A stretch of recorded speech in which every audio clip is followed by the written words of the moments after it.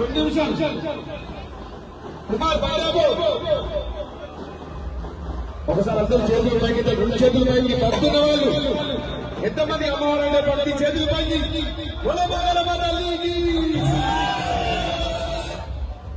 అమ్మాని మొక్కు తీర్చుకుంటా